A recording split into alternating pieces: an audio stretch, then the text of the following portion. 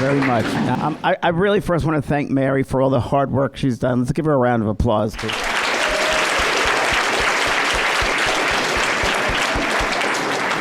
And it's a great organization, a great club that a lot of you should, if it's your first time being here, you should maybe look into other seminars that they're doing, because she has some great people, besides myself, she has some great people coming here, so very impressed. And really, we'll be short and sweet. And also the lady that really was instrumental in bringing me here, Maurice Kessler. I don't know if you know this, she was a friend of, anyone knew Maurice Kessler?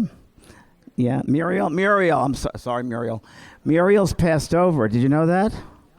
So Muriel, I'm honoring her today, but this is in honor of her, because she was the one who asked my friend asked me. So this is for her. She passed over a little while ago with a heart situation. So I know we're going to be very heavy in the message department. That's fine. We will do that. I promise you.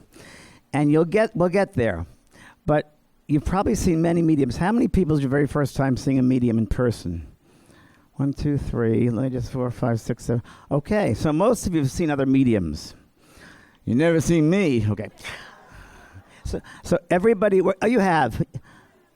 You went on a cruise with me. Where did we go? Alaska? Tahiti? Baja, California. Mexico. Okay. Because I'm here in the Baja. Okay, Mexico. Okay. Well, good to see you again. Okay. I've done 20 since then. Okay. So every medium works very differently. So you should know that. Even the people you see on television, Young Henry and then Teresa Caputo and all the rest of them, very different. Everyone's very different. And you have to realize they're on television. So it's a different thing. I've been doing this work now for 40 years. And I started, and nobody was doing this work whatsoever, except for a man by the name of George on Long Island. George, whatever his name was, George. And I was on the first television show, The Other Side, in NBC, many, many years ago. And that started everything. It was all word of mouth. They never wanted to be a public figure. I wanted to be a sitcom writer. That's why I moved to California. Because I'm funny, and I thought I'd make it as a sitcom writer. But obviously, there are other plans for me, right? So to make a long story short, so I've worked as a medium for 40 years. I sat in a development circle. It's called Development, to improve my abilities and to really use my gift and my power and build up my power, my intuitive power. For 7 years, I used to sit every Tuesday night with a group of people called the Development Circle. And in that time, you just sit and let the power build up within you. And I didn't give one message out until 7 years later, because I had to make sure that it was correct, that it was right, that people's lives in your hands. It's very, very important. And I don't know nowadays, as things are changing, if that level of integrity is still there. I don't know if it is, you guys. I'm just saying, it's a changing world, as we all know. And I don't like it. No more apps. Anyway, so I find that this opportunity that we have the time to share together, it's an hour, 2 hours, whatever it might be, is really a learning opportunity.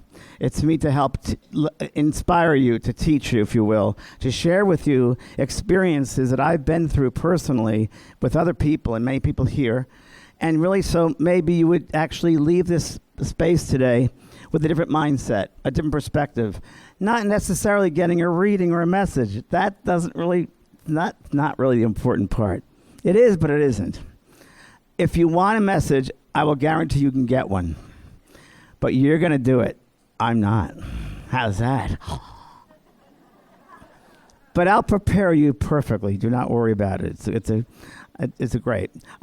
Anyway, so we'll do that. But at first, I find it very, very important that in this opportunity of people of all different backgrounds and even religious backgrounds, and I know your loved ones brought you here today, and you can rest assured they're next to you, with you. They got you here. So if you're sitting here saying, come to me, come to me, come to me, come to me, come to me, kick him, get him, knock it off. I'm psychic. I know you're doing that. And you're really going to waste the energy. So if you do that, it wastes that space above your head is the mind. The mind is a field all around us, the mind. And in that mindset is an empty space for you to work with. And if you're in your thoughts are come to me, you're putting a block up, you're putting a wall up, and you're blocking the information coming through from your loved one. You don't want to do that. So the best way is be neutral. Just be open-minded to whatever happens, happens. Let's celebrate for one another instead of ourselves. Yeah? Let's be happy for the person that gets a message that's really want to enter any space. For work, treat others as you want to be treated. I've always lived by the golden rule, and I'm happy to say I'm proud that I've lived with the golden rule. And nowadays, I don't find many people that live with the golden rule, these younger generation. But, I mean, it's really interesting, isn't it, as you get older? It's so interesting. It's terrifying. It's the whole of the world. I'm just like in shock sometimes. Like, wow, that guy doesn't even stop at the stop sign. It's a suggestion. I remember he got points off for the record for that. Wow. Go ahead. I go ahead. Yeah. So anyway, what happens is usually the messages that come to the husband that was dragged here by the wife, who did not expect anything or believe anything. He gets the message because he wasn't trying to control the situation. So the message will be the easiest way for them to communicate is if the space around you is neutral and open, okay? We all have a desire. We want to hear. But in listening to other people's messages, you yourself can get something, I promise you. I'm going to do an exercise for everyone here for you to have an experience, okay? It's a real good one. Before we begin that, though, let me dance a little bit. Okay. I know Mary said no questions and answers. That's fine. But I want to hear your voices if you could, and just a couple of questions, and then we'll begin with a little work meditation and get into it. And I'll explain to you how it works. So any questions, you want to raise your hand, and I will be more than happy to answer. Yes. And you're going to have to speak up because there's no sound. Yes. Dreams. Okay. Okay, don't tell me who passed over because then I can't give you a reading. So your brother passed over and you've had dreams of him. It's the number one way they communicate is a dream state. He's not mad at you. You're mad at yourself. So you got to forgive yourself so he can forgive you. You got to stay here. It's an opportunity here. Believe it or not, it's an opportunity for growth here. We don't know why, because we're in the veil. But to be here is an opportunity. They said of 100 souls, one gets to come here. So there's some incredible things happening every single day for us. If we open up the opportunities that can help somebody, that can help ourselves, make us look at something very differently. So begin to live your life for your brother and honor him by living your life, because that's what he would want. That's okay. Well, he's gone now. And it's funny because we often think of them in the same old human way, and they're so beyond that.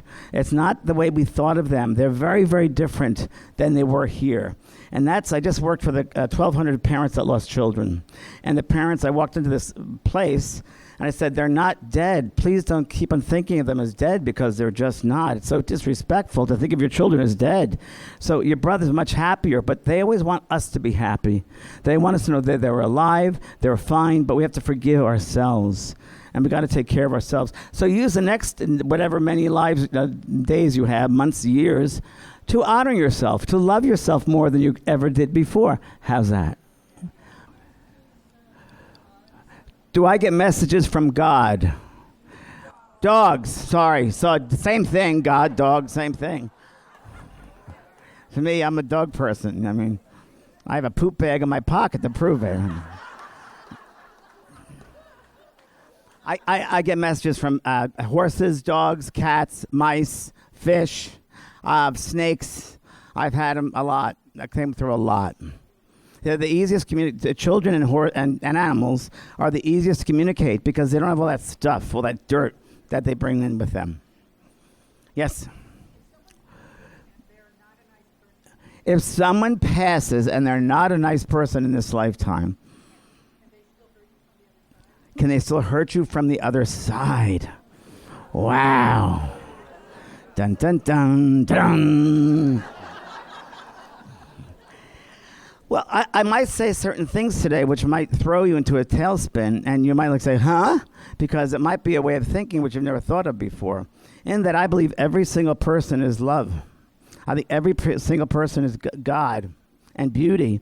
And I think that as children, we come in here very open and innocent, and our imaginations are wild. But then the adults start programming us, right?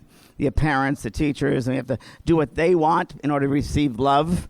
And we spend many lives, many years living up to their expectations of ourselves, right? Until probably the midlife, around 30s or 40s, like, wait a minute, this is not working for me. Well, something's not in sync because we're not living our own lives, we're living their lives. We're not being empowered, or power is taken away for them. How many of you lived other people's lives instead of your own life? I went to a seminary for a year for my mother because I knew she'd want me to be a priest. And that's when I heard a voice say, get the hell out of there. And I ran out. So the human being is amazing what the humans can create. So the soul is, this 30% of the soul is in here.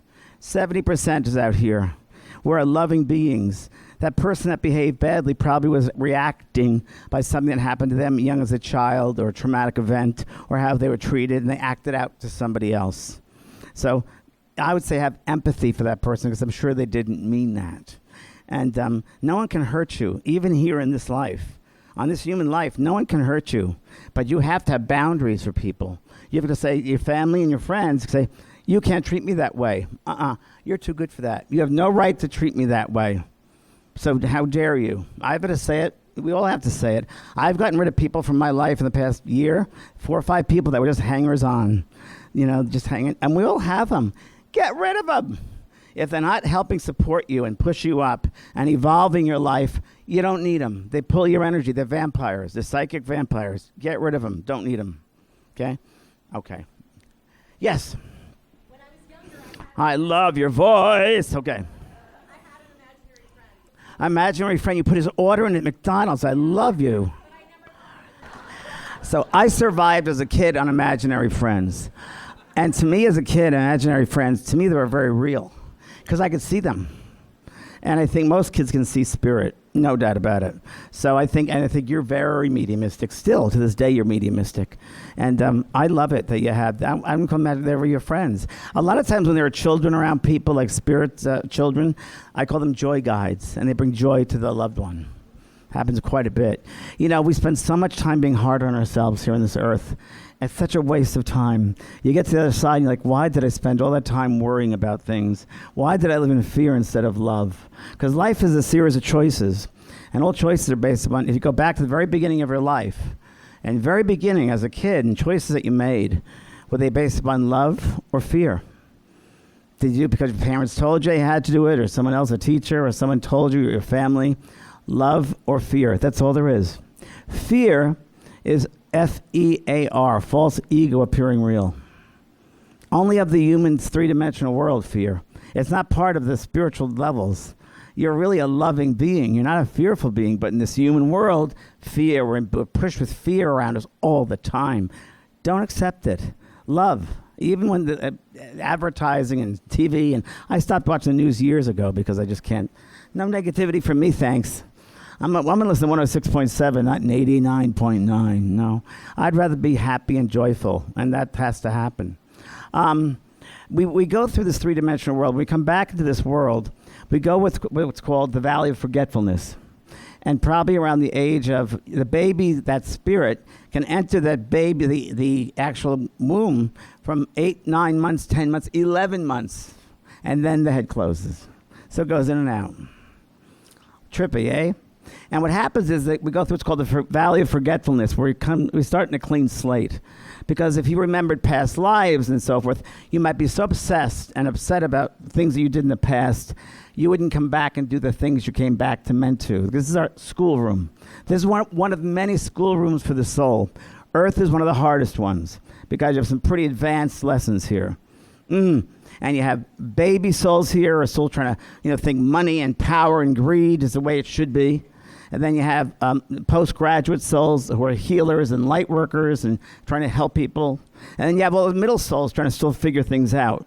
So we're here in this scenario, in this room, in this school, we have people of all different levels of awareness and perspective. So you've got to realize that it'd be a waste of your energy to expect something on someone, unrealistic expectations of someone, whether it's a family member, whether it's a friend. They might not know what you're talking about. They might not get it. So instead of having all that energy and worry about, why don't they do this? They don't understand it. They're not at that level. Does that make any sense? So use that. Yes? I believe that my loved ones who have passed are around. You believe that your loved ones are past, are all around. They're always around us. They can be in several places at once. So the laws that apply in a seventh dimension or sixth dimension are very different than the laws that apply in a three-dimensional world. So they can be in several places with several people and also with you at the same time. And what I wonder is, they don't follow me into the bathroom, do they? Do they follow you in the bathroom? Yes, particularly follow you into the bathroom. No. I think that they have more important things to do, that they'd follow you in your bathroom. There are other things that they would really rather do. No. It's a very human question, but it's a good question. I've been asked that before. Yes. Yep. So it's very, very interesting because we like to apply human traits and human laws and human belief systems to other dimensions and other ways of being. This is a sliver of who you are. This is just a small part of who you are. You're so much more than this. You can be there is no time in the spirit world. Time is only relative to this three-dimensional world. We're outside of linear time when we go to spirit. There's no such thing as linear time. And actually, right before you leave the body, which we do every night we go to sleep, by the way, everybody, you're just about to fall asleep and you shake and you wake up again. It's because you're not leaving the correct axis of the body. Usually it's out of the crown chakra, the soul leaves. So you might not have to come right back and crash. Oh, wait a minute. And it's because we leave our bodies every night we go to sleep. We have dreams of our loved ones. We go see our guides and our teachers. We go see our loved ones in the spirit world. We work on things that are going to come up into our lives. Happens all the time. Yeah? So I know this, my sister passed 2 years ago. And she was coming to me when she was in the physical body. She was still in the physical body in a hospital, and I'd see her when I was shaving. What are you doing here? She said, Sister Rosemary is helping me. I said, Sister Rosemary? That was a nun that she knew in camp when she was 14 years old. Now, my sister was still alive in New York. I'm like, wait a minute, what's going on? So the soul obviously can leave before we call death, and it does that all the time. So leaving the body is the easy part. It's just the stuff we bring with us in our head. That's the hard part. Have no resentments. If you need to forgive somebody, please. If you get anything out of today, I want you all to forgive someone you need to forgive. You do not want to carry that to the spirit world, because the spirit world can be a purgatory in that all the good things, the bad things, the things that we didn't do are met with us. When we first pass over, we have what's called a life review. And in the life review, you become that other person, and you become aware of the things 10 times, 20 times, 30 times stronger than when they first were created by you in the life. So, for instance, let's say you're in a very bad mood and you went to the shop and you yelled at the shopkeeper, and the shopkeeper yelled at a coworker. The coworker got upset and went home and yelled at a family member. When you pass over and you have your life review, you're not going to see the grandiose types of things. You're going to see the time you yelled at that shopkeeper and feel what he felt. And then you'll feel what the coworker felt. And then 10 times stronger what the person at the family felt. And you then see what you created with your thought and your words. That's one of the hardest things to do, is forgive yourself. Imagine here on this earth, you say something like, I'm sorry, I didn't mean it. Imagine when you have eternity and you can't get back to the people here on the earth. You're living in a mental world with all of your thoughts, all the should'ves, would'ves, could'ves. So please be mindful of your thoughts. Thoughts are things, and they will be waiting for you when you pass over. And I say that the most successful life to have on this earth is if you can go and you look back at your life and your life review, and you've made the world a better place than when you found it. That to me is a successful life. And also leave as little damage as you possibly can. So if you need to forgive somebody, no matter what, even if they were wrong, forgive them. Put out the olive branch. It's the right thing to do. Take the high road, less traveled. You'll teach others that way. Okay, 2 more questions and we'll start. Yes. You have a recurring dream. Yep.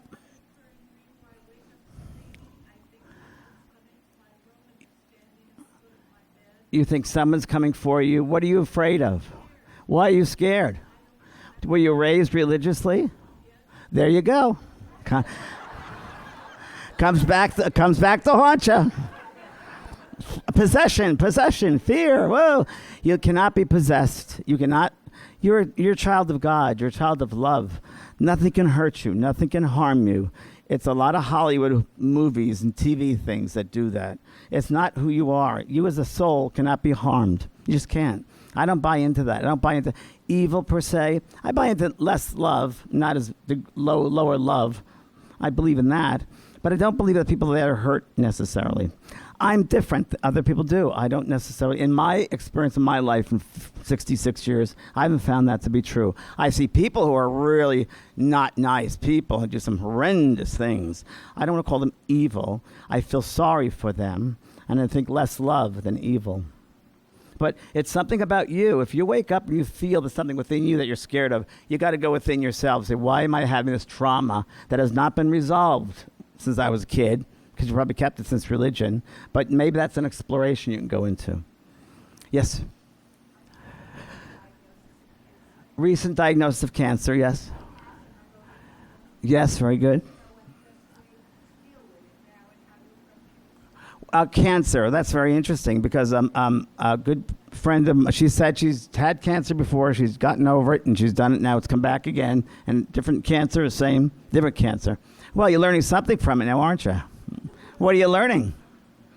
What are you learning from it?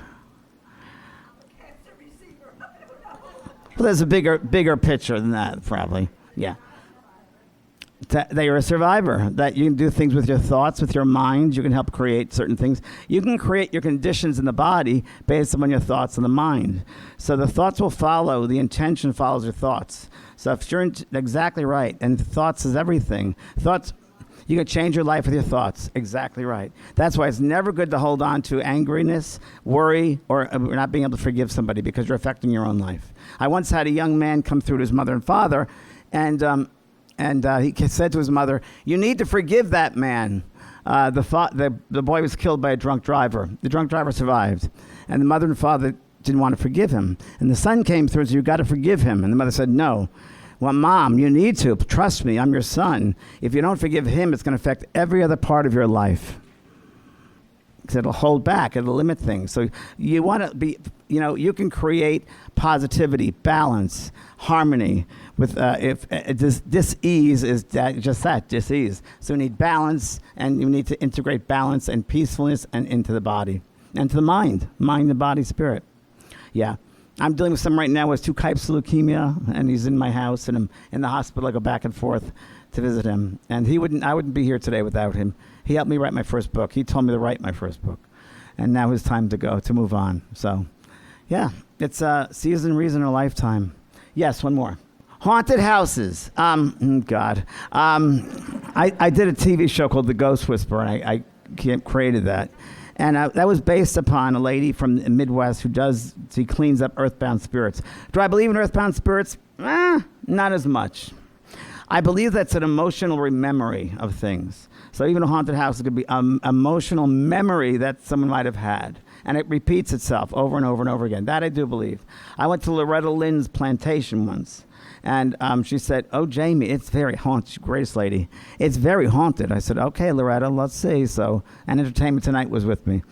And went there, nothing happened until 1 o'clock in the morning. She went to bed. I was with my friend Jordy, and it was wild. It was a second-story bedroom, and all of a sudden we saw Civil War nurses with buckets of blood and water going back and forth, doctors cutting soldiers' legs off, and it was used in the Civil War, this plantation. And I saw the whole thing. It was so unbelievable, incredible. So it was a memory. It's almost like a reel-to-reel going back in time again. And that's what a haunted house would be. I have pervasive nightmares. They're not about me or people that I know. They generally follow themes. The most recent theme, which has been going on for several months, is about human trafficking. They often involve rape and murder. Wow, it's heavy. And they're not about me. That doesn't reflect my life experience. Very psychic, are you? So you should develop your psychic ability for sure. Yeah? Yeah, another psychic said that they might be actual real things. Could be, that are sweetheart. happening. It could be. It's up to you to develop your intuition if you want to. But that's being very sensitive. You're picking up something. Yeah. Okay, thank you. I have an online school for that if you want to go on there. It's an intuitive course. This has to do with numbers and animals. And I've studied metaphysics and astrology, and I do tarot card Okay, readings so you for probably know like more 40 than I do. years. Okay, then you know more than me. Yeah. Well, no, I just want to share this with everyone because it's Okay, so beautiful. cool. But November 4th, 2022, I'm bringing up numbers because they're important. I had a dream that I was in this beautiful place with waterfalls and tropical island palm trees, and there's a man meditating, and he looks like Jesus. And I'm going, am I having a Jesus dream? And I'm Jewish, by the way, but that doesn't matter. And so I walk up to him. He's is meditating, Jesus. Yeah.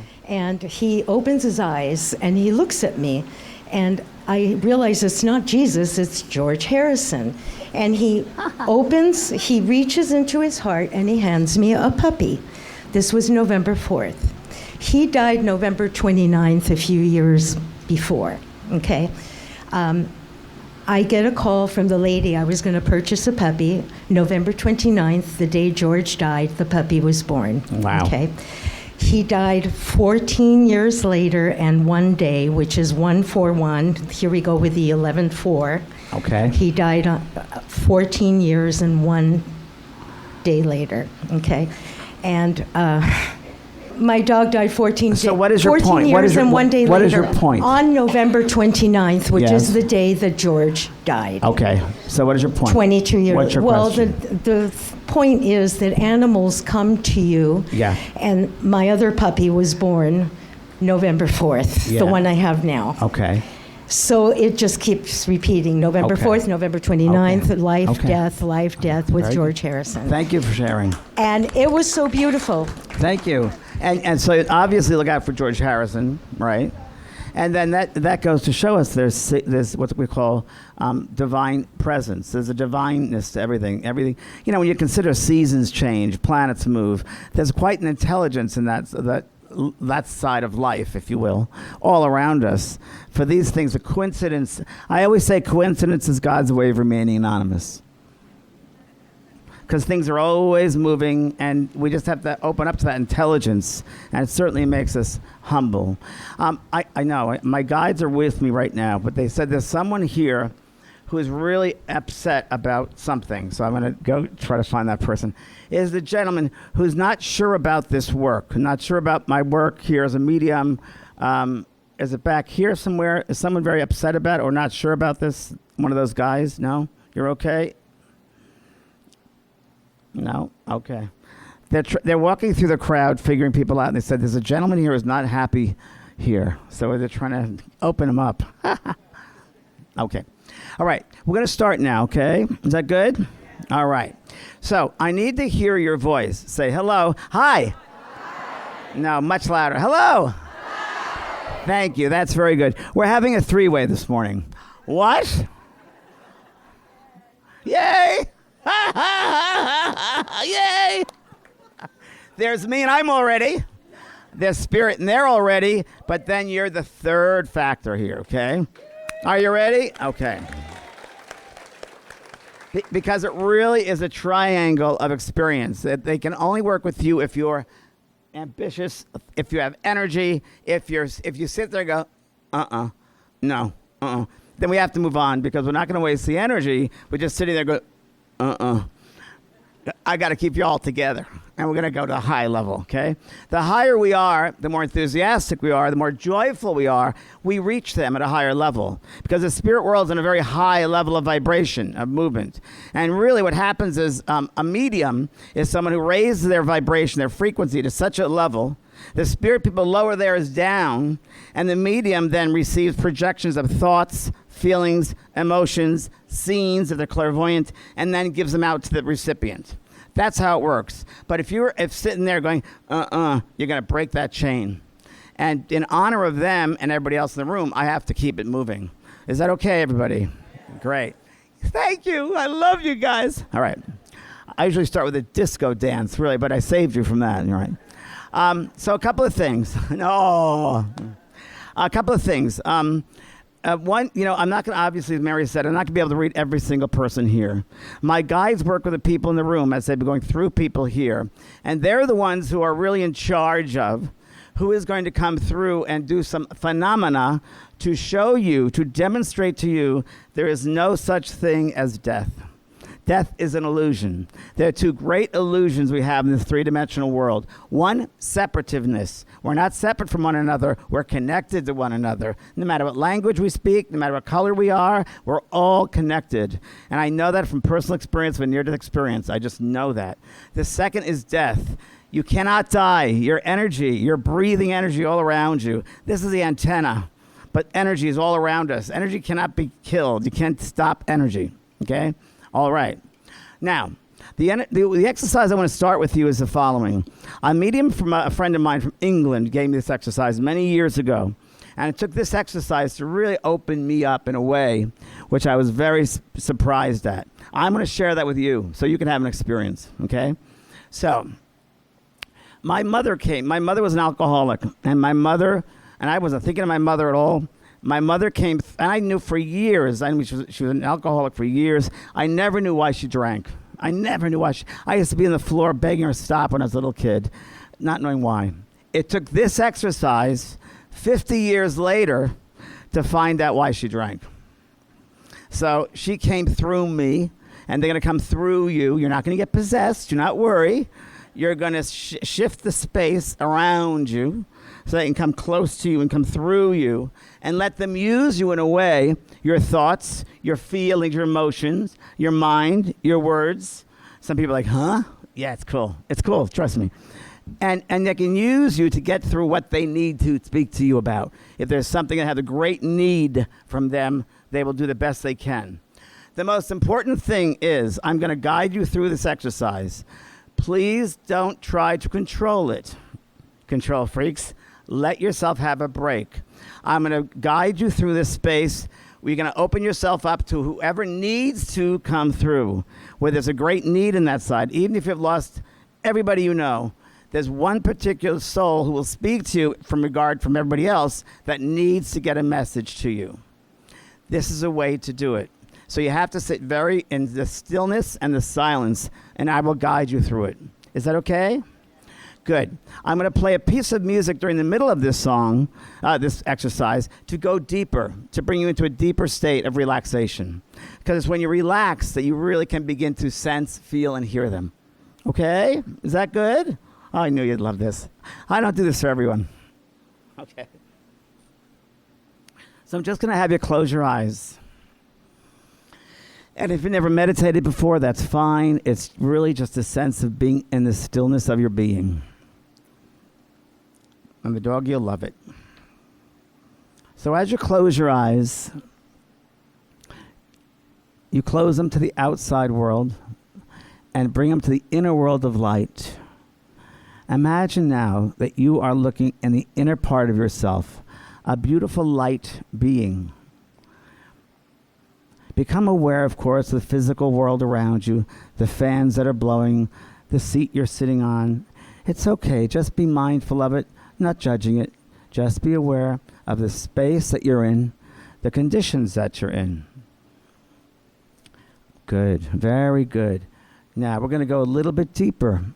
And we go deeper by becoming aware of the feet on the floor, our legs, the backs on the chairs, shoulders and our arms, our chest, our stomach, our neck, our heads.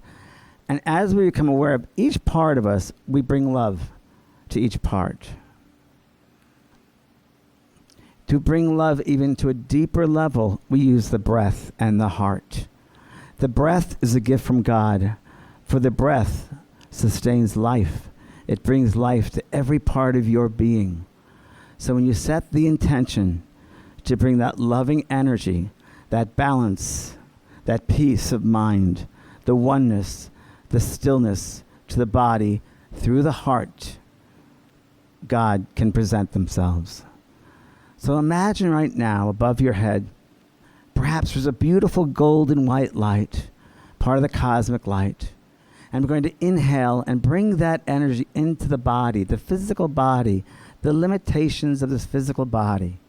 And with the inhalation through the nose, we're going to intend to surround every cell, every muscle, every fiber of our being with love, with light, with universal energy, perfect energy. And as we exhale out of our mouths, we're going to set the intention to let go, to release, to let go of that energy that no longer serves our highest good. And we can come back to balance. Good. So together, let's imagine this beautiful golden white light. And inhale all the way below your feet, around every muscle, every fiber of your being. Good. And exhale. And let it go. Let it go. Let it go. Good. And inhale. Surrounding, imagine that golden light surrounding every cell, every muscle, every fiber of your being, a perfect universal light. You might feel something too. And exhale out of your mouth. Let it go. Let it go. Let it go. Good. And again, and inhale. All the way down. And exhale. Let it go. Let it go. Let it go. Okay. And one more time, really bringing that intention to be fulfilled. And inhale. All the way down. And exhale. Let it go. Let it go. Let it go. Good. And one more time, and inhale.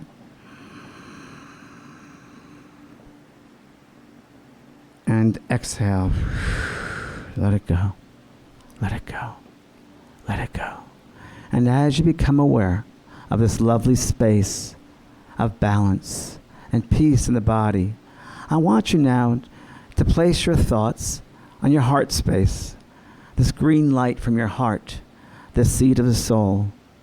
For as you illuminate that green light, that heart, it sends out a beacon to the spirit world all around you. And as you do that, sending out that beacon of light, send out a prayer, a thought to the spirit world. Say, dear spirit friend, I ask you now to come close to me. Dear spirit friend, I ask whoever has the greatest need, someone that I knew in the lifetime who has a great need to be fulfilled, I ask you now to come back behind me and place your hands upon my shoulders. And just share that space.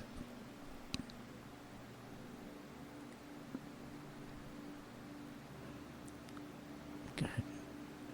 Dear spirit friend, whoever it is, I ask you now to come so close that two become one.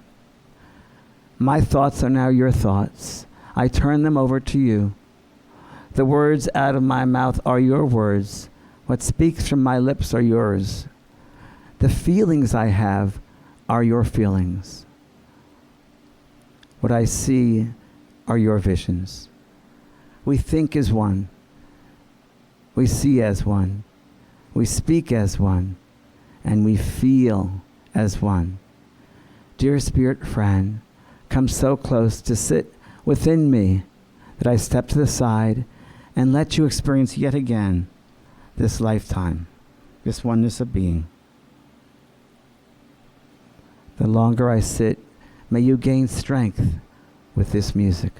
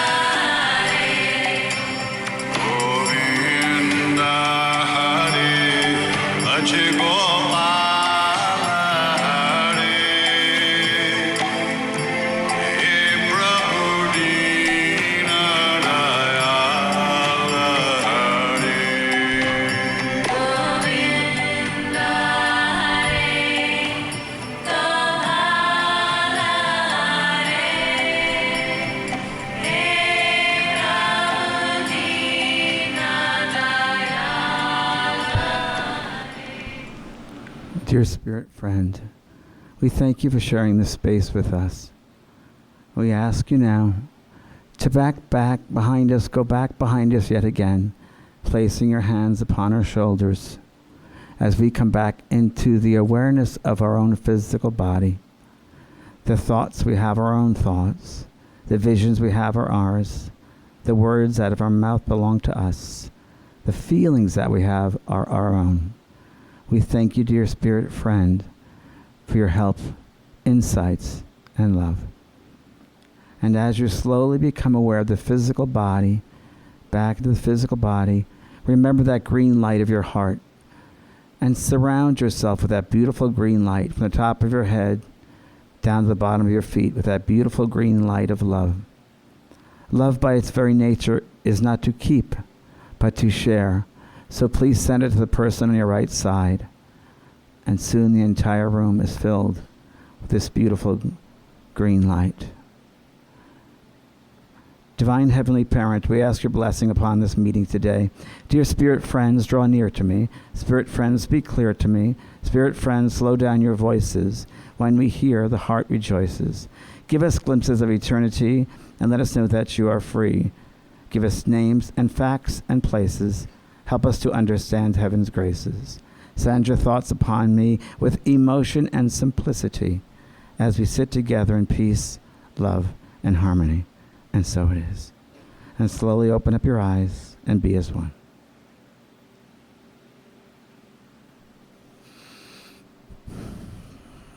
Now we can work. Did you enjoy that?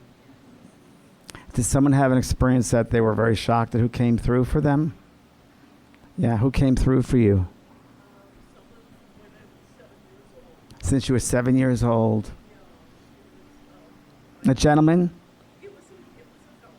A dog? An animal, yeah. What did he say to you? Part of why he died was to allow you to see him. To be a seeker. Yeah, very good. To get on your journey. Very, very good. Didn't know that before, did you? No. That's quite common for a lot of people, that their loved one passes over and forces you on your journey. I know a lot of you have had that. Anybody? Sure. She saw a man there, I believe, and he died when you were 7 years old. And part of the reason he passed over was to get her on her journey, her spiritual journey. A lot of times people do that. Children, people in their life, partners, happens. Okay. Anybody else want to share what you got? Sir, you're very psychic. You're very mediumistic. You know that. You really are. It's about time you do something with it. Okay. Huh?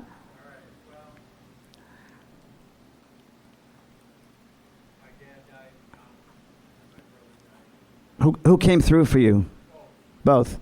What did they have to say? Okay. All right. Don't tell me anything. Let me tell you. Okay. Did one of them have a medal or was in the military, please? And you hold that military. Someone has yes, no, or I don't know is the response, right? So you hold that medal or that military thing. I just got to say that. So you hold that, correct? You have that. Is that your dad? And because I know that he wants me to say you honor him with that medal and with the flag and with the whole, you have his picture there, the whole thing. And he said, I love you, son. I love you, son. He wasn't able to say it as much in life, but he is able to say it now. You understand? He's very proud of you. He wasn't able to say he was proud of you in this lifetime, but he's saying it now. Your brothers taught me a lot. Your brother taught him a lot. Was your brother any problem with substance abuse at all? Any drugs and substance, your brother? Because he's been working it out on the other side with your dad. Dad's helping. Your mom's still alive? Okay? I know her health isn't great, but she's not ready to go yet. But your dad is watching her like you would not believe, right on her. And I sit, there must be a kitchen table. Yeah, there's a kitchen table and there's a regular dining room table. But she's in the kitchen table. And he sits there with her coffee. He sits there every morning with her. Would you please let her know that? And he loves her very, very much. And he said to tell her to, oh, wow, he's so sweet. He said to please tell her to put some perfume on. She hasn't put my favorite perfume on. She actually has my perfume that I bought her. It's still sitting there in the counter in the bathroom. I think it's a floral one. But say to her it was a birthday present years and years ago. Would she please pray it behind her ears? He wants to smell it again. Who's there a Michael somewhere, please? Mike or Michael? In the spirit world, in your family, your friend, anyone named Mike or Michael. Okay, would you keep the name because the person is right around you. It's a Michael person. You like to do something with brakes, the brakes on your car? Did you have to get them changed recently or change over the brakes in the car? You understand? New brakes you got. Your dad is just telling me that with your brother standing here, they're merging the thought together and tell me about the brakes, right? I understand that. You had to go back. You went once and you had to go back again because something wasn't right. Isn't that correct? Yeah, with the brakes. Something wasn't put. Okay, but you had to go back again, I heard. That's what I heard, okay? Yeah, I understand that. And you have a picture of me in your wallet. Is that right? Did you have a picture of me in your wallet? You have brother, right? Or your daddy? Okay. Why don't you have the picture of me in your wallet? Sorry, he's just asking. And July is significant for some reason. Just got to say that. July is significant. You understand? It's a birthday or anniversary. It's a July. You understand that? That's it. When you were young, did you like Mustang cars? Yes, you did. He's telling me that. Your dad's telling me that. He said your worst enemy, your best. You're great, but you're also your worst enemy. So you got to decide what you're going to do with yourself. You have a son? Do you have a son? And where is he now? Is he going to school?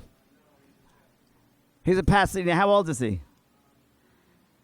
Okay, why your father's telling me there's big changes around him right now, that they're really looking after him.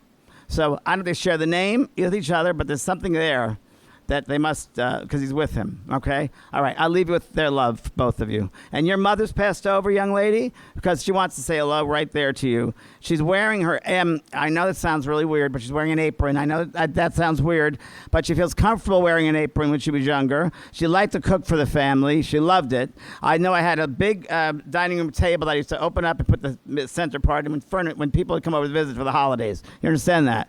I like her. She'll work her rear end off. She works to the bone, you know. Your family's all that way. They'll work to the bone. She what? Your mother said she wasn't really necessarily a big believer in life after death. I'd say more religious, probably background, maybe more religion. Would that make sense to you? Was it Catholic or was it some kind of religion? Methodist. Yeah, she doesn't believe in that now. She said it doesn't exist here where I am. It doesn't exist where I am. Oh God, she says, I see no crosses anywhere. I guess, she goes, I guess you can see them if you want some other place, but not where I am. Isn't that interesting? That's funny. Okay, I'll leave you with that. Thank you. I want to go back there. Let me just continue on. There's a gentleman here whose wife is in the audience, and she has some paper of his in her bag or with her right now.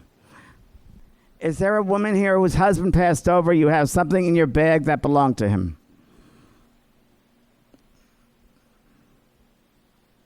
No. Okay, I feel like I want to go in the back, and I want to say there's something you must have of your husband's. It could be a Social Security card. It could be his driver's license. It's something like this, a key of his, but there's something you have of his in a bag.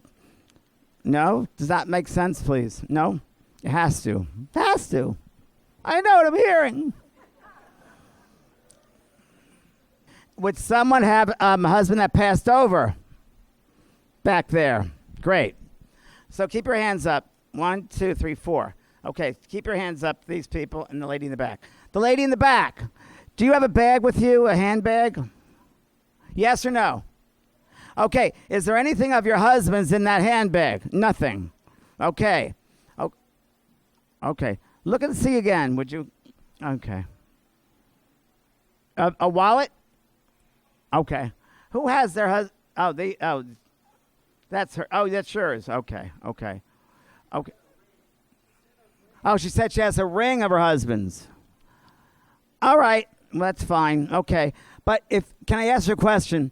Do you have his wallet at your house?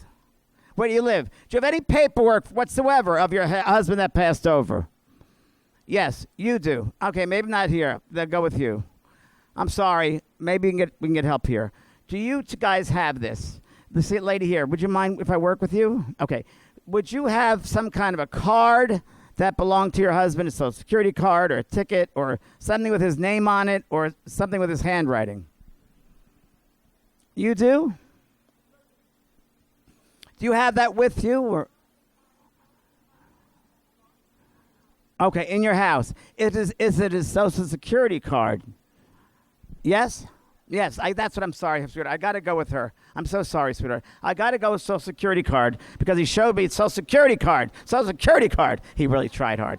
Okay. I need to come. May I come to you, please? Okay. What is your name? Cheryl. Phew. He said you made everything perfect for him. You went out of your way to make everything perfect for him. He loves that you made it perfect for him. Do you understand? Because his personality is very regimented. He likes things a certain way. He likes to get up the same time every morning. He likes to go to bed the same time. He likes the same slippers. He likes the same clothes. He doesn't like to fray. He doesn't like to go back and forth. He's like the same thing. Did you have a place here in this community? Because I know that he was very much insistent upon what to buy, where to buy it, what it had to look like, this sort of thing. Does that make sense to you? Yes, well, we had to move. You had to move. Mm-hmm. But I know that he likes to hold on to his things, you know. Oh, yes. He doesn't want to let go of his things. He likes to hold on to those things. Mm-hmm. Now, I know you still have some of his papers. Yes. I know you would. I know you'd be in a drawer in some room, in the second drawer, you open up and all his papers there that he had in business or that belonged to him, correct? That's correct. I know that there's also legal papers somewhere there. Yes. Within that same area. I know that there are certain things that need to be done. He is concerned about the windows. So either new windows or talk about getting something done with windows or sealing windows or changing something out with windows. Does that make sense? Well, we changed the windows when we came into okay, this perfect. area. That's fine. Mm-hmm. But now he said something needs to be done with the windows. So it needs either sealing or something needs to be done. Pay attention to that. Okay. I also want to tell you, he doesn't like plumbers. He does not like that plumbers come and use you or abuse you when they shouldn't. He's been watching. All right. Go on. He loves you more than ever. You don't have to visit him. Why do you want to visit him? You don't need to. He's right with you all the time. He's right with you all the time. You must have 2 chairs in front of a television set. Is that right? Yes. Because I know he's sitting on your left side in the chair right here. And you're over here, and he's right next to you. He's right next to you. All right. And do you have a daughter?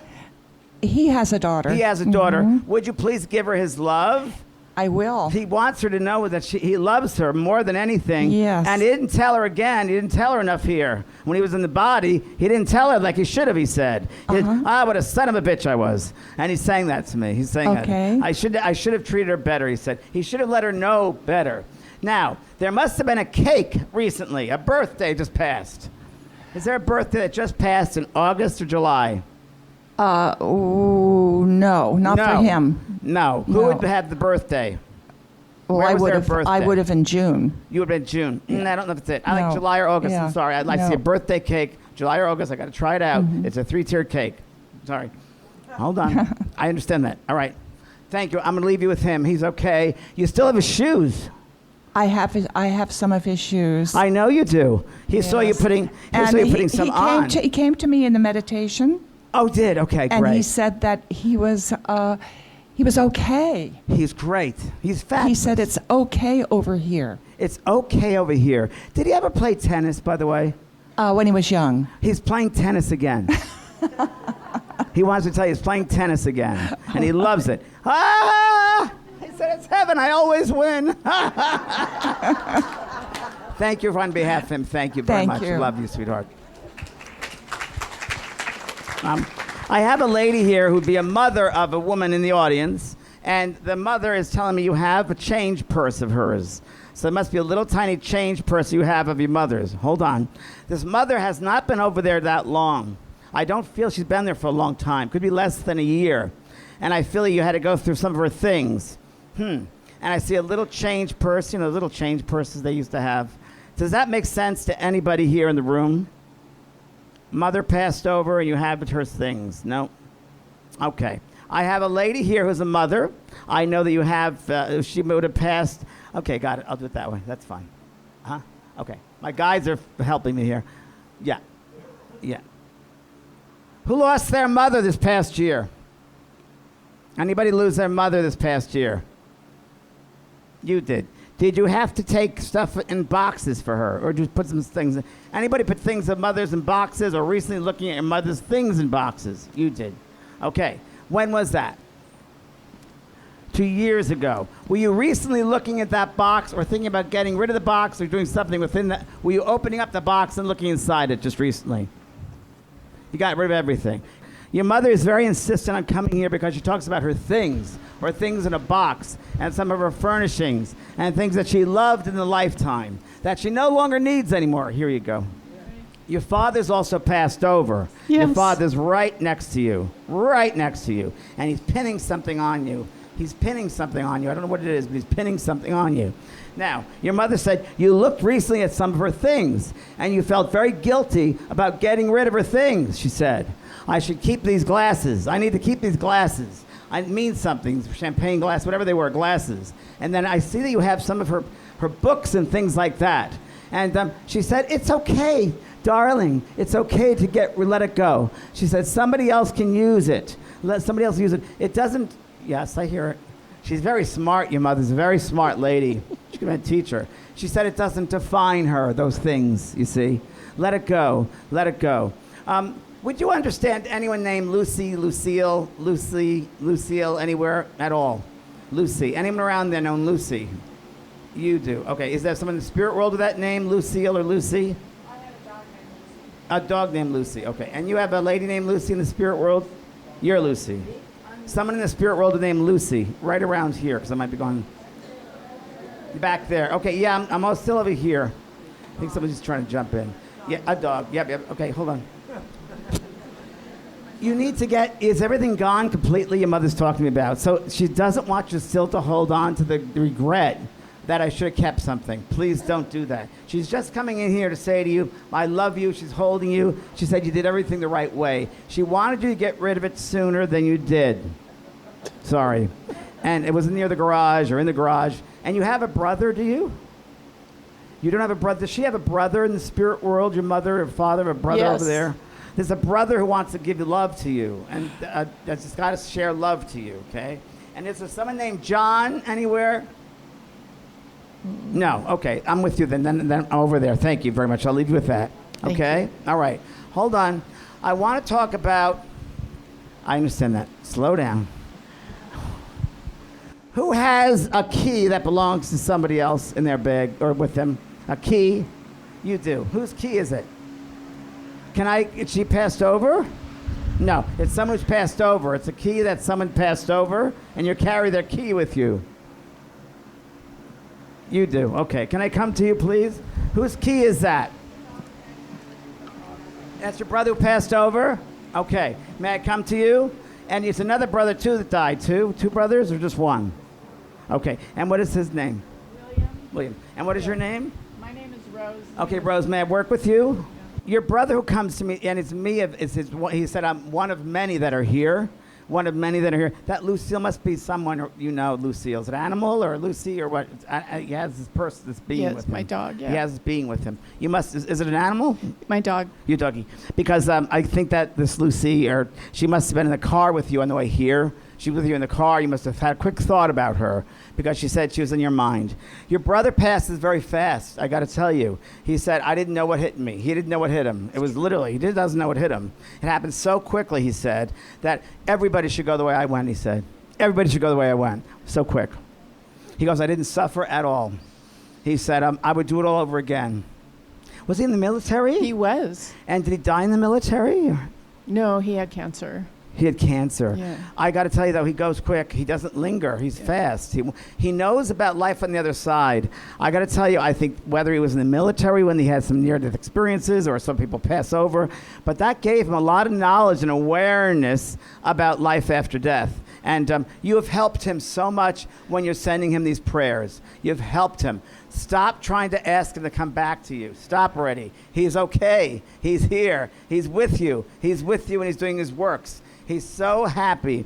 He's very, very happy. He's helping other military people who pass over. Isn't that interesting? Wonderful. He's helping other military people pass over. Yes, I understand that. Have you been to the doctor recently, having to look for your stomach or just an area around here? Have you been looking into this area here, please? I'm going to have an endoscopy. You're going to have the endoscopy. Very on good. September 28th. Fantastic. I love that. We all should have endoscopies. I've had 3. Yes. Throat.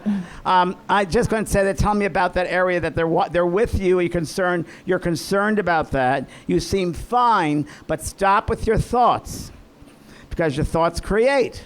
So when you create worry, you put worry in the body. He says you're fine. I'm not a doctor, but he said you're okay. Stop worrying about it, but you worry.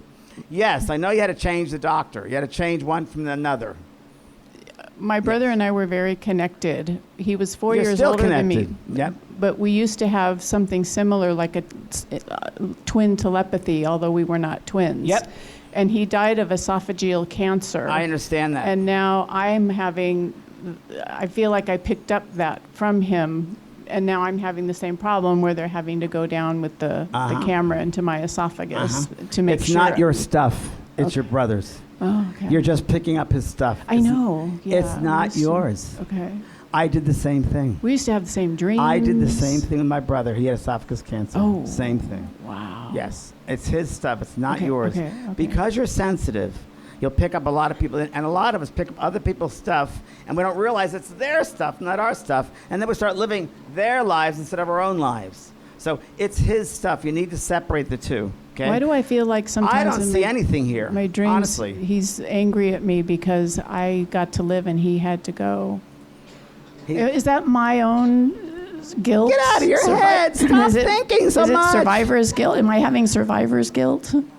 Maybe a little survivor's guilt. He's really happy where he's at. Okay. He doesn't want to come back any other way. He said, I would do it all over again. He said that. Okay. Even with the cancer, he said, I would do it all over again.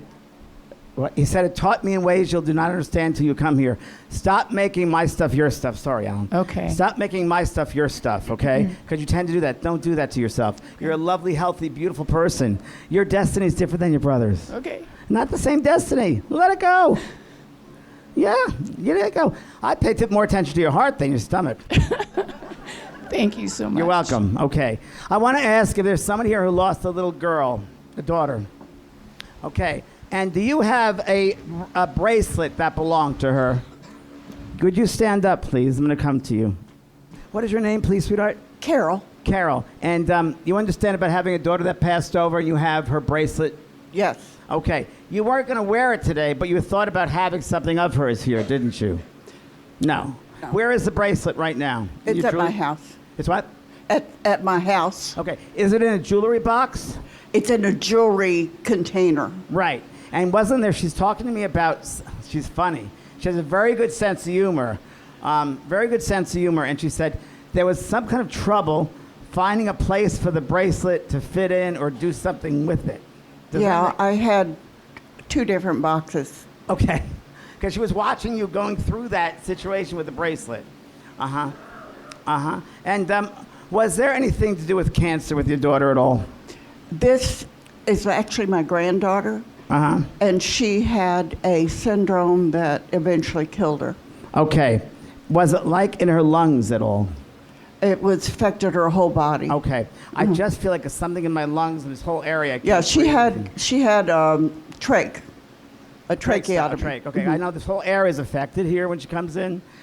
She no longer wants you to think of her as ill. Okay. Please don't do that to me. Please, and she's saying, everybody, don't think of your loved ones as ill and dead because they're more alive than you are. Okay, I told them. And you all have a lot of animals running around here, I'm telling you.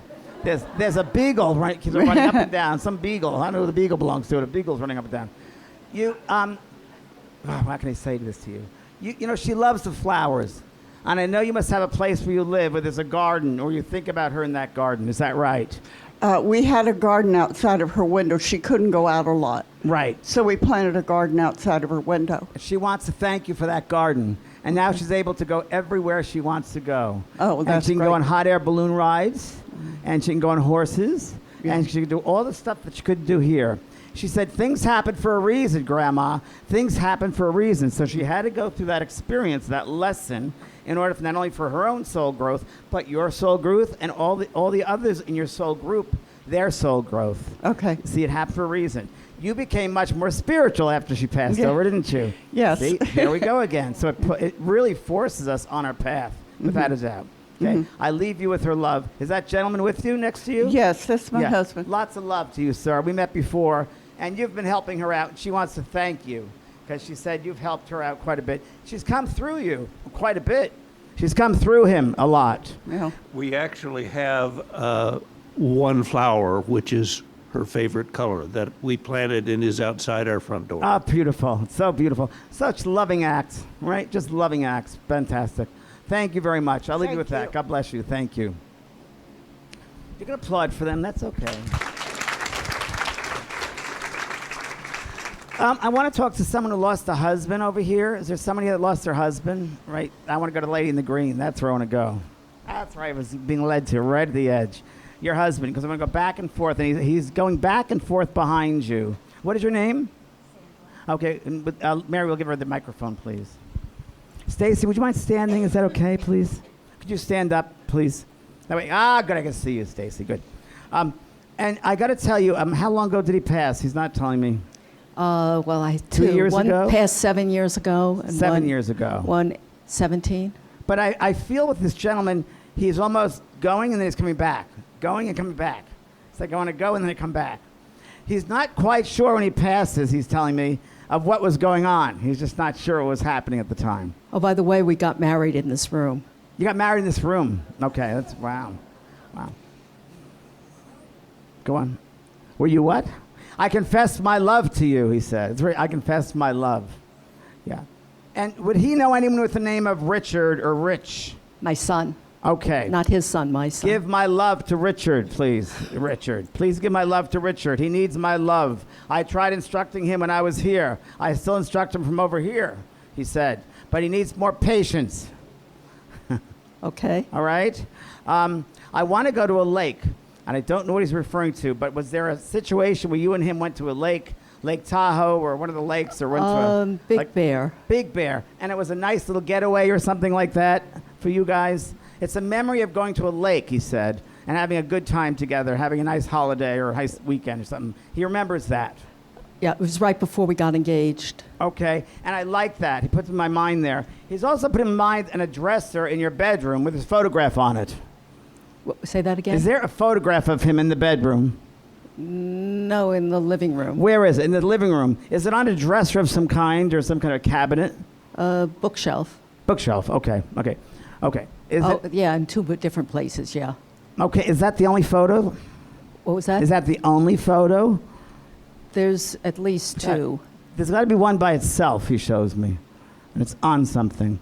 He has beautiful eyes. He's very handsome man. Got it. Go on. Slow down. He loves you more than anything, and he's very sorry about things that happened after he passed. He said certain things happen with family, or certain things happen with family members. Does that make sense? Yeah. And he's really sorry about that, and he's with you. Okay? I got to tell you that. He's with you. Yes, I understand that. Did he like games of different types? Like, do you live in this area? Do you live in the Laguna Woods? Do you live here? Yeah. Yeah. Do you ever, I don't know, I've not been here. Is there like a game place? A game? Yeah, but he never played it. You don't know that. Here. Okay. Why is he talking about going to see games? They're going to meet people at games. Maybe someone might invite you to go to a game night, and he's pushing you to go. I know it sounds wild, but he's pushing you to go. He wants you to get married again. Just saying. He thinks you're better. He thinks you're better partnered than by yourself. Yeah. He thinks you're better partnered than by yourself. He's promising you a trip to Mexico. So you're going to meet somebody and go to Mexico. And he's telling me that. And remember, when you go there, he's telling you that he's making this happen. He's making this happen. I love the feeling he gives me. Take your time. Go to game night. And you'll see what happens. Okay. All right. God bless you, sweetheart. Thank Lots you. of love to you. Anybody have a question so far? You've seen how it's done. Anything? Yes, ma'am. Okay, can I just bring your mother through quickly? Would you mind? As you're speaking, she's walking right in front of you, back and forth. And she, like you said, she must have been the one that came through you because she's trying to get things through to you. Do you have any of her figurines? All of them, thank you. Because she keeps on talking about all of the figurines of hers, that you still keep those figurines. Yep, and she's so honored that you keep the figurines, she said. All of my things, she said. You even have my candle holders, the candle holders. You understand that? Yes. You have all of that. Yes. Oh, you even have my glasses, she said. Yeah, I found a few. The readers. You have my readers, she said. You said the readers. She goes, oh, I see everything. I can't miss a thing over here. Can't miss a thing over here. And you must have some of her clothing and her dresses, some shoes. When is it? When are you going to get rid of those things, she says. I don't need them anymore. I'm sharing them with my sister. She said, I don't need those things anymore. Ha, ha, ha, ha. She's laughing. Yes, go on. Yes, I understand that. Okay. She's telling me to tell you something and share it with everybody in the room, which I talked about already, but I'm going to say it again. She said, you keep worry alive. Okay. You keep worry, and everybody keeps worry alive. Please don't keep worry alive. It slows you down. It closes you off. You know, life is movement in the body. Life is movement. And when you worry about things, it slows things down. And it gives you room for other things to get in there, like dis-ease, imbalance. So you want to keep things moving. Worry stops. So don't waste the energy that we're given with worry. You're a prime example, your mom said. Your mom, she said, she gets it from me. Your mother said you get it from her. She had to learn it, but she wants to share with you. Please don't do what I did. Okay. Please don't do what I did. Yes. Hold on one sec. And I understand that. Would she have had little stuffed bears, little stuffed animals at all? You understand that? Yes. She really likes them still, you know. She does. And she's talking about like a little stuffed bear that she had. And, you know, you still have that little stuffed bear, correct? I do. So out of all those toys, all the stuffed animals, she wants you to keep the bear. Okay. She wants the rest to be given to children. Would you do that for me, she said? Yes. Okay. Yes. And is there someone with the name of either William or William? Yes. Who's that? It's my brother-in-law. Who's passed over? No. He's still here? Yes, he's still here. Does he smoke? Nope. How's he doing? Okay? Yeah. His father's on the other side. Yes. And his father's concerned about his health. Yeah. Okay? Mm-hmm. And he's having breathing issues, he said. My son's having breathing issues. I got to tell you that. Mary is significant, the name Mary.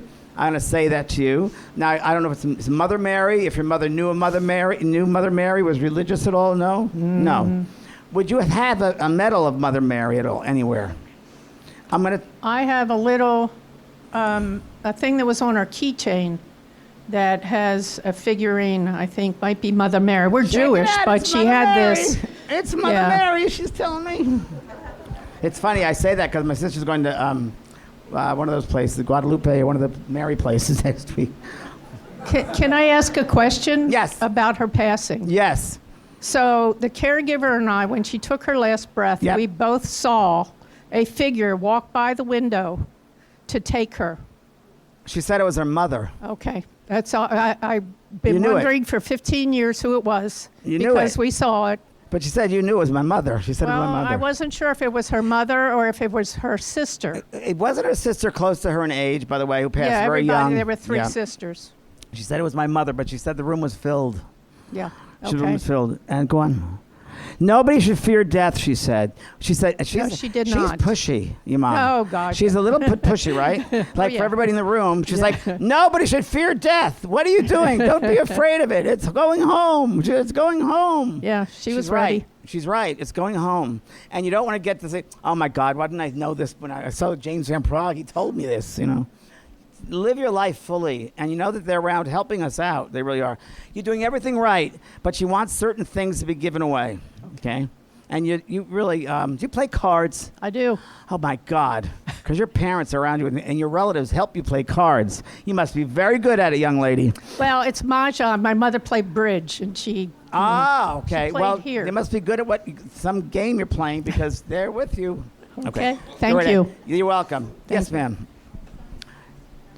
Hi, Pat. You want to stand up, please? We're going to give the microphone, Mary. Okay. What's his name? Brian. Okay. What was the question? Did he come through to you? There's a microphone for you, sweetheart. Oh, thank you.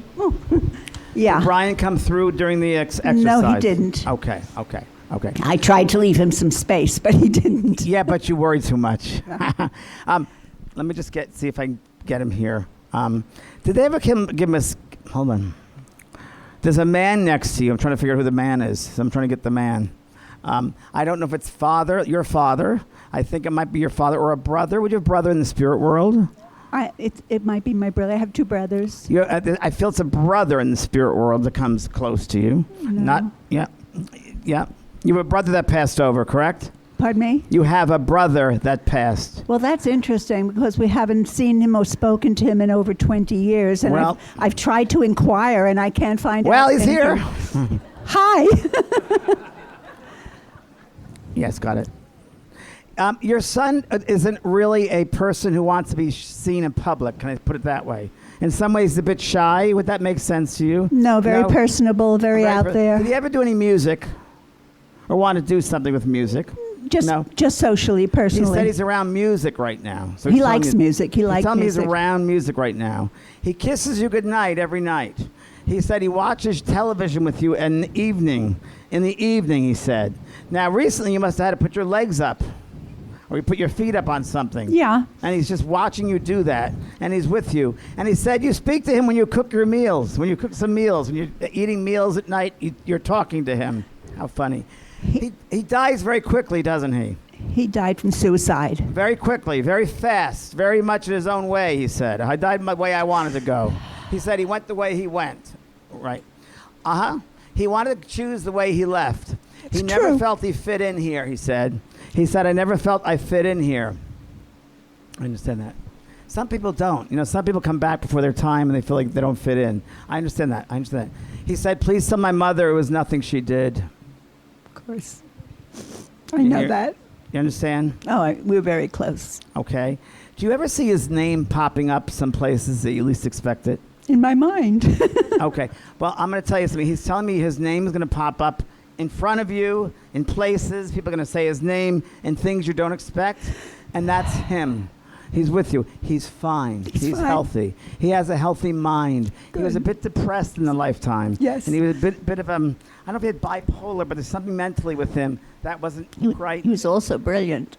I'm sorry? He was brilliant. Yeah. He was brilliant. He was on the line. He was on that border, see. But he's okay. He's all right. Okay. Thank you. Don't worry. Okay. Thank you. Mary, I'm ready.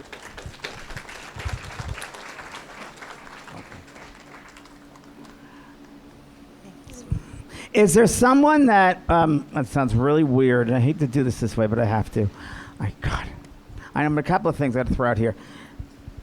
Would someone have in their person, I know it sounds really weird, so I'm going to use it anyway, a check or a checkbook that belongs to somebody else? Just thought I'd throw that out with you guys. You do. If you do, would you stand, please? Okay. And who does that belong to?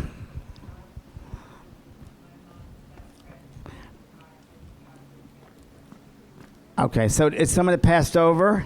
No. Where's your mom? Where? Okay. And the lady's in hospice. Do you know if the lady has a sister in the spirit world? No. Does she have a father or a mother over there?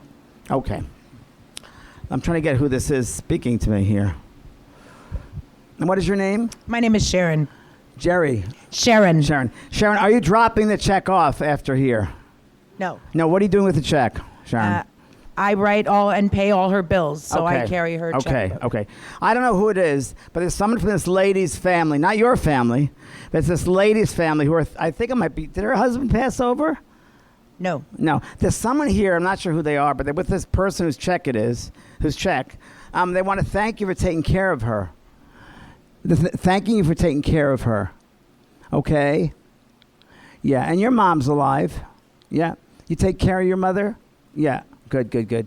And you know anyone named Florence? Would you find that if this lady knows? You know, she has a lot of friends on the other side. The lady you're taking care of. It's really amazing. And were you raised by a grandmother at one point? Did you know your grandma? Okay. I got to tell you, I feel like grandma wants to say hello to you, your grandmother, and she wants to put everything in the right order. She said very much everything's in the right order. And she said, things get better for you. Stop worrying so much about it, because everything is a disaster for you, you know? Everything looks dark. It's going to be better. Don't think the dark things, think of the light things, okay? The people for that check, they want to thank you very, very much for taking care of this lady. And you're really taking care of it, and you do it with a kind heart, which is really important. But your life's going to shift. Watch. You watch. Your life's going to shift. I never thought about moving recently or changing things up. I can't. Oh, you're going to. There's some good things coming your way. This grandmother is pushing me to tell you that. She's making like a pot of stew or something. She's cooking something up for you. So give her the space to do it by being open and having gratitude and just being, wow, let's see how the universe works. Okay? Do you tend to take on other people's energy? Yeah. You got to dump other people's energy that's on you. All right. So every morning in the shower, I take under the shower water. I imagine golden light going through me and around me and taking away anyone else's energy. I'm very much an empath. I see. You have all pockets of energy of someone else, not yours. Yeah. So, but you need to get rid of that stuff and really get your own stuff going. Yeah. I have a question. Okay. I talk to my dad all the time, and I hear his responses in my head. Did he drink? He loved his scotch. Because I see drinking here. I see him with a glass and he's drinking. Scotch. Now, I know that reference. My mother's alcoholic, so I know it. Yep. Yeah, so he's happy when he's having a drink. You know that. Oh, yeah. Okay, go on. But I talk to him all the time, and I hear his responses in my head. Yep. And is it just me knowing how he would say something because I know how he would answer, or is it actually him? It's a little bit of both. It could be a little bit of both. So I would sit in the quiet every day and listen to him that way. And just don't try to make it happen, just like we did. Yeah. Let him come through you. Right. Don't go to your heart, not your head. Head to heart. But you got to stop beating yourself up. Please. I just have a lot of responsibilities. I get that. I know. I understand. But doesn't mean you take it on, the power of other people, okay? Right. You got to separate yourself. Yeah. And this good thing's happening for you. I'm just promising you. I'm going to see you one day and you're going to say, remember you said that? I'm like, no. But you're going to have some good things. Your grandmother's cooking up something brand new for you. You're going to get a new car because I know you've wanted a car, change vehicles or something. Just change a vehicle? I just change took over my mom's car. She stopped driving. Okay, you're going to get another one of your own, just telling you that. You're going to have some move around you. There's some great things. There's opportunities coming your way. Because you put out so much, you're going to have some. I'm telling you right now. And I rarely say things like that. Okay. All right, thank you, sweetheart. Thank you. Well, everybody, I think we've reached the end of the morning. Mary, you want to come up and say something? I just want everyone to give a wonderful round of applause to James. Thank you so much.